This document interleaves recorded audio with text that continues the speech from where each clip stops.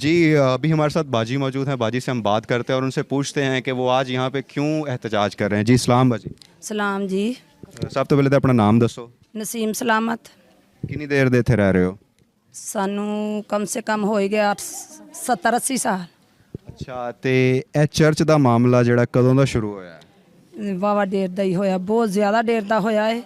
ਬਹੁਤ ਇਹਨਾਂ ਨੇ ਸਾਡੇ ਨਾਲ ਇਤਨਾ ਜ਼ੁਲਮ ਕੀਤਾ ਕਿ ਅਸੀਂ ਕੁਝ ਦੱਸ ਨਹੀਂ ਸਕਦੇ। ਸਾਡੀਆਂ ਬੱਚੀਆਂ ਵਿਚਾਰੀਆਂ ਅੰਦਰ ਦਵਾਵਾਂ ਕਰਦੇ ਸੀ, ਅਸੀਂ ਬਾਹਰ ਨਿਕਲ ਕੇ ਅਸੀਂ ਸਾਡੇ ਇਹਨਾਂ ਨੇ ਸਿਰ ਪਾੜ ਦਿੱਤੇ। 24 ਦੇ ਰਾਤ ਇਹਨਾਂ ਨੇ ਸਾਡਾ ਜਿਹੜਾ ਹਾਲ ਕੀਤਾ ਤੇ ਅਸੀਂ ਦਵਾਵਾਂ ਕਰ ਅਸੀਂ ਬਾਹਰੋਂ ਉਧਰੋਂ ਇਹਨਾਂ ਨੂੰ ਛਡਾਈਏ, ਉਧਰੋਂ ਸਾਡੀਆਂ ਬੱਚੀਆਂ ਦਾ ਸਾਨੂੰ ਫਿਕਰ ਕਿ ਸਾਡੀਆਂ ਬੱਚੀਆਂ ਇੱਥੇ ਵਿਚਾਰੀਆਂ ਬੈਠੀਆਂ ਦੁਆ ਕਰਦੀਆਂ ਸੀ ਤੇ ਅਸੀਂ ਉਹਨਾਂ ਨੂੰ ਬਚਾਉਣ ਮਾਰਿਆ ਵੀ ਕਿਤੇ ਉਹ ਇਹਨਾਂ ਨੇ ਸਾਡੀਆਂ ਬੱਚੀਆਂ ਤੇ ਵੀ ਹਮਲਾ ਕਰ ਲਿਆ। ਇੰਨਾ ਬੁਰਾ ਹਾਲ ਸਾਡਾ ਇਹਨਾਂ ਨੇ ਕੀਤਾ ਬੁਰੀ ਤਰ੍ਹਾਂ। ਤੇ ਸਾਡੀਆਂ ਬੱਚੇ ਸਾਰੇ ਲਾਹੌਰ ਵਾਲੇ ਜੀ ਇੱਥੇ ਆਏ ਸਨ, ਉਹ ਸਾਡਾ ਤਮਾਸ਼ਾ ਵੇਖਣ ਵਾਲੇ ਸਨ। ਨਹੀਂ, ਤੁਸੀਂ ਜਿਹੜਾ ਉਹ ਅੱਜ ਤੱਕ ਕਿਉਂ ਆਵਾਜ਼ ਕਿਉਂ ਨਹੀਂ ਚੁੱਕੀ ਇਸ ਜ਼ੁਲਮ